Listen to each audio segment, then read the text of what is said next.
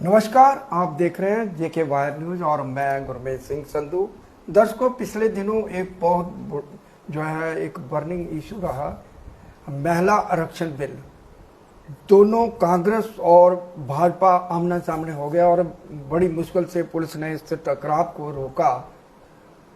आज हमारे साथ शेख बशीर जी हैं, पूर्व एमएलसी हैं और नेशनल कॉन्फ्रेंस पार्टी के वरिष्ठ नेता और तेज तराज अपनी पार्टी की रुख बड़ी बाखूबी रखते हैं। उनसे बातचीत करेंगे। महिला आरक्षण बिल जो है, जबकि ये 2023 में सर्वसम्मति से सभी अपोजिशन के साथ ये पास हो गया था कि 33% जो है महिलाओं को आरक्षण दिया जाएगा और उस बाकायदा इसके ऊपर हम प्रेसिडेंट की मोहर लग गई।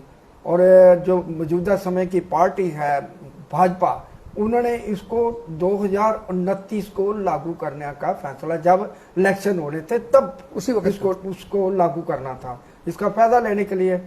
लेकिन बीच में जब चुनाव आए, 5 स्टेट के चुनाव हुए, आनंद फानन में इन्होंने एक सदन में जो है बुलाया सभी को और सत्र रखा और उसमें महिला आरक्षण बिल को पास करने की बात कही गई, जबकि ऑपोजिशन ने इसका विरोध किया।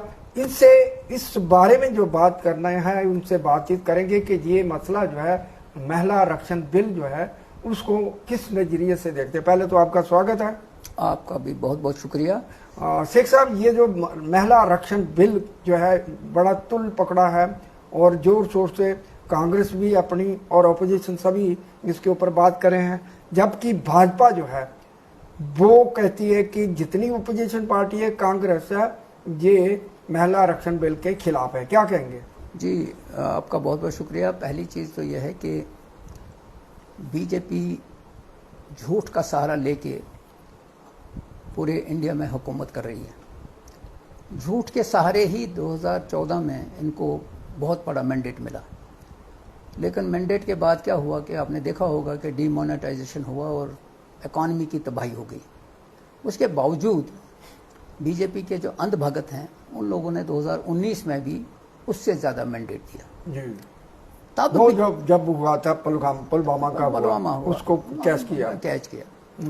तो अगर उस दौरान ये लाते बिल, बहस होती जी, तो शायद सूरत कुछ और होती। लेकिन 2023 में इन्होंने जब महिलाओं का आरक्षण बिल लाया तो वो सब ने मिलकर पास कर दिया और उसमें ही उन्होंने कहा कि ये लागू होगा 2029 में जी। ये उसमें लिखा हुआ है। अब एब्स्टीन फाइल के बाद बीजेपी का स्टाइल चेंज हो गया जी। ये इस डर से कि लोगों के अंदर एक बात चली गई कि ये बहुत से लोग जो हैं उसमें मुलव्वस हैं जी।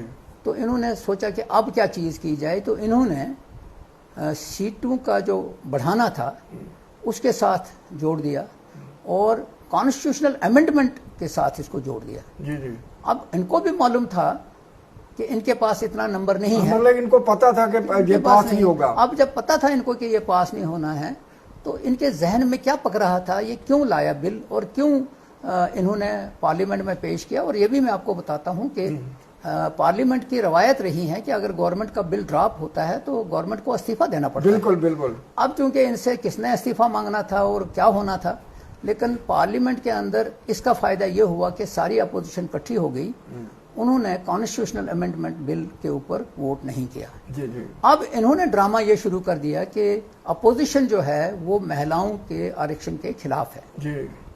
जबकि बीजेपी का स्टाइल ये रहा है कि महिलाओं के साथ जो अत्याचार अपने जमाने में इन्होंने किया उस पर ये बोलते नहीं है। अन्नाव में क्या हुआ, बिल्कुल वो जो महिला खिलाड़ी थे उनके साथ क्या हुआ, उत्तराखंड में क्या हुआ, पूरा सड़कों पे ये सब दुनिया के सामने है, सब हिंदुस्तान के लोगों के सामने है। इनका जो ट्रैक रिकॉर्ड है वो महिलाओं के मतलब अच्छा नहीं है। मैं तो आपकी बात को रोकूंगा। फिर थोड़े दिन पहले जो है हरदीप पुरी जो पेट्रोलियम मंत्री है, जिनका नाम असिस्टेंट, और उस ग्रुप में हरदीप पुरी को जम्मू में भेज दिया कि आप जाओ वहां जुलूस निकालो, वहां महिलाओं को बाखबर करो। मुझे लगता है कि बीजेपी वाले सोचते हैं कि लोग बेवकूफ हैं, इनको लोगों को बेवकूफ नहीं बनाना चाहिए। लोग बेवकूफ नहीं है, इंडिया के अंदर लोगों की, अच्छे लोगों की कमी नहीं है। इंटेलेक्चुअल लोग सोचते हैं कि ये ड्रामा कर रहे हैं और दूसरी चीज मैं आपको बताऊंगा, इन्होंने ये जो बिल लाया था जी, इन्होंने ये सोच के कि जिन स्टेटों में चुनाव हो रहे हैं, जिसमें मगरबी बंगाल है, तमिलनाडु है, साउथ के आसाम है, इसके जहन में रख के इनके जहन में जो है हमेशा, क्योंकि इनकी राजनीति 3 चीजों पे करते हैं, एक तो झूठ पे, दूसरा हिंदू और मुसलमान पे, अगर उधर से कसर बाकी रह जाती है तो पाकिस्तान हिंदुस्तान पे, अगर उधर से भी नहीं कुछ होता तो फिर ये पंडित नेहरू को गालियां देना शुरू कर देते हैं बेचारे को, जो अपने आप को पेश नहीं कर सकता है। मैं ये कहता हूं कि ये जो आपने सवाल किया, इस सारे ड्रामे को लोग समझ गए हैं। अब 2024 में लोगों ने बीजेपी को हुकूमत करने का मैंडेट नहीं दिया। जी बिल्कुल। लेकिन इनको क्या हुआ कि जब ये 2024 में कामयाब नहीं हुए तो इन्होंने क्या किया कि इन्होंने उन लोगों के साथ हुकूमत बनाई जो जनाब वो हैं, उन लोगों के साथ हुकूमत बनाई जिनके साथ इनकी बनी नहीं। अमित शाह ने नीतीश कुमार के मतलब क्या कहा वो सब मालूम है। अमित शाह ने उसको चंद्रबाबू नायडू को क्या कहा, लेकिन उन्हीं के साथ फिर हुकूमत बनाई।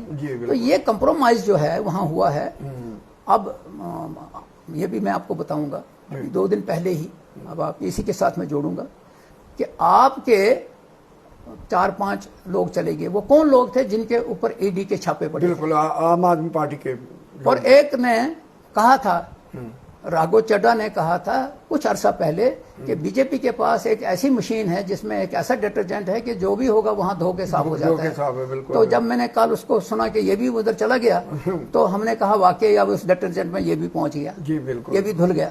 तो इस सारी सिचुएशन को नजर रख के ये जो बीजेपी का ड्रामा है ये लोगों को समझ आ गया है। मगर हुकूमत चूंकि बीजेपी कर रही है, हुकूमत बीजेपी कर रही है और सारी दुनिया को मालूम है कि ये फोर्स का मिसयूज कर रही है। जी। बंगाल में जो चुनाव है, बंगाल में तो अब शेख साहब इस तरह का माहौल बना दे जैसे जंग लग गई है, पाकिस्तान या बांग्लादेश के साथ जंग लग गई है। ये डू और डाई के ऊपर चल पड़े हैं जी। फोर्सेस का बेतहाशा इस्तेमाल कर रहे हैं। जी बिल्कुल। लेकिन बंगाल के लोगों को मैं मुबारकबाद देता हूं कि बंगाल के लोगों ने इनके लोगों को दौड़ा दौड़ा के अब पीटा है, दौड़ा। मैं कल देख रहा था सोशल मीडिया के ऊपर जो चल रहा है, रिजल्ट जैसे भी होंगे लेकिन बंगाल के लोग अलर्ट हो गए हैं, वो इसके पीछे पड़ गए। मगर मैं आपका जो सवाल था वो ये था कि महिलाओं के रिजर्वेशन के ऊपर ये ड्रामा कर रहे हैं।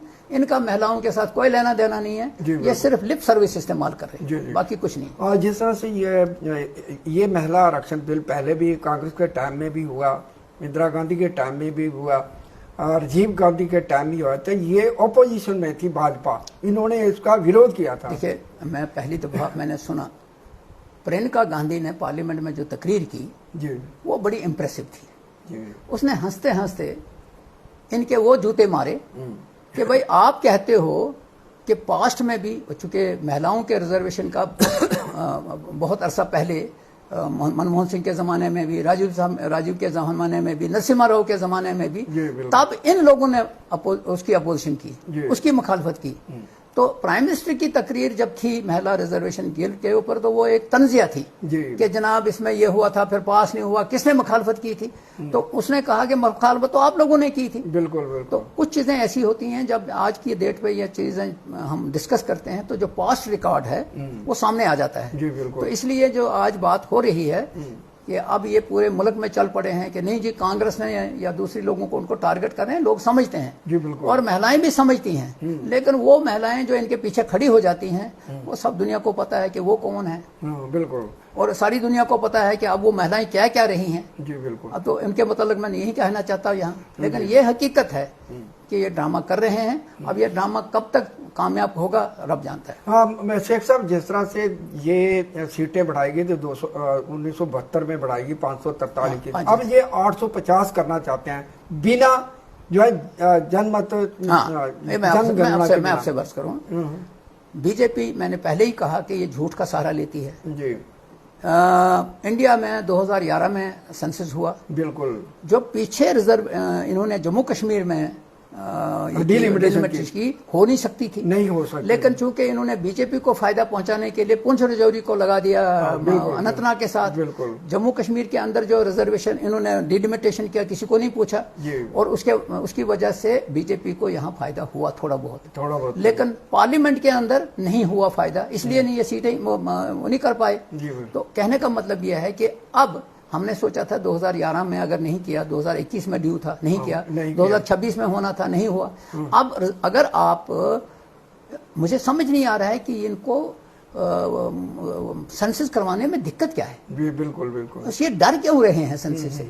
और अगर ये सेंसस करवाने के बाद करते तो हम समझते लॉजिक है, पता लगता है किस जगह पे क्या पॉपुलेशन है, क्या रेशो है, तो ये आज खुद ही कर रहे हैं। तो ये जो दादागिरी है, ट्रंप की हालत इनकी भी हो जाएगी, फिक्र मत करो। शेख साहब, जिस तरह से जातीय जनगणना भी अहम है, क्योंकि जितने भी दलित समाज है, ओबीसी है, एसटी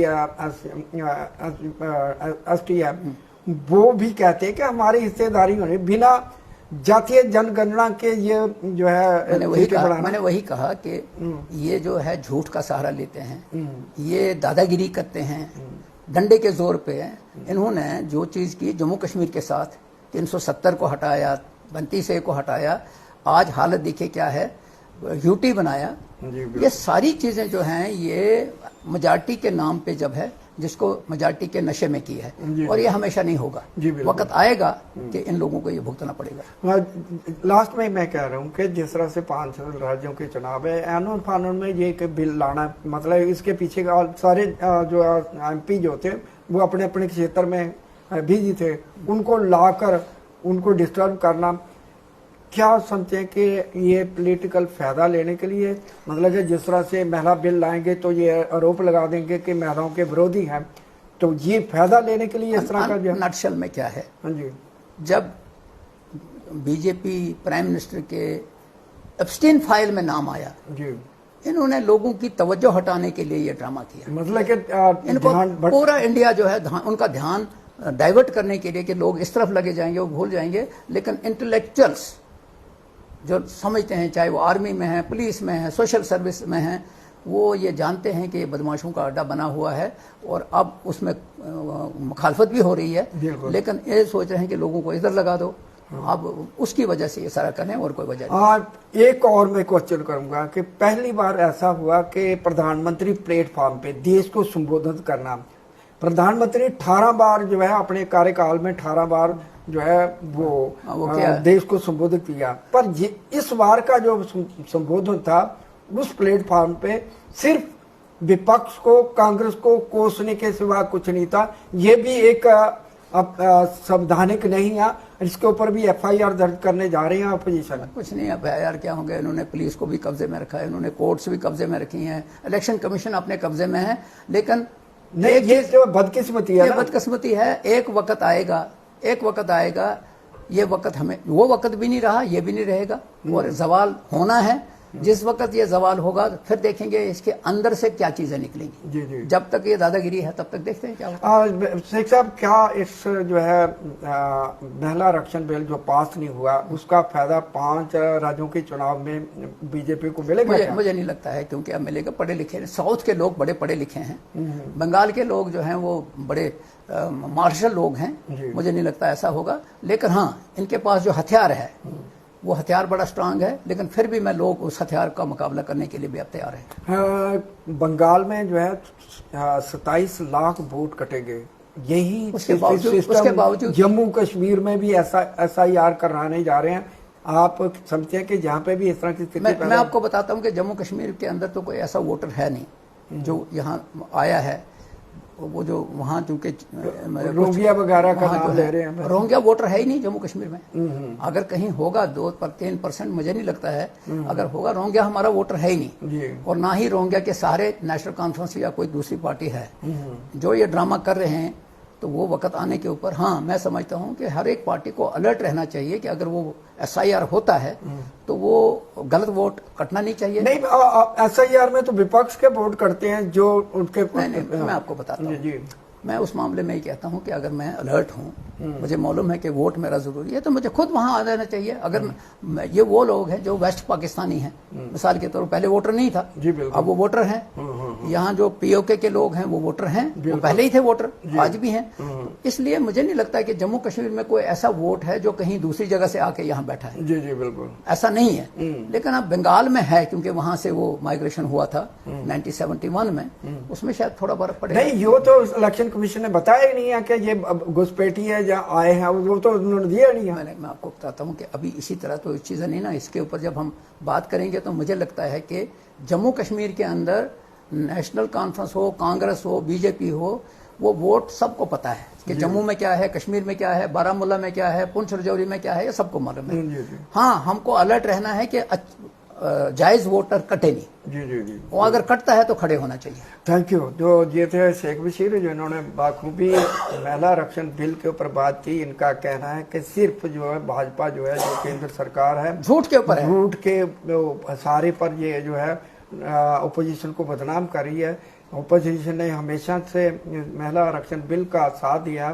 2023 में पास हो चुका है, बाकायदा प्रेसिडेंट की मोहर लगी है। इसको लागू करना था, लागू करने की बजाय फिर से एक बहाना बना के और पॉलिटिकल लाभ लेने के लिए इन्होंने फिर से ये एक भाजपा ने विपक्ष कह रहा है कि ड्रामा रचा है। हम जो है इस बार जो है 5 राज्य के चुनाव है, उसमें इनको सफलता नहीं मिलेगी। लोग पढ़े लिखे हैं, जानते हैं।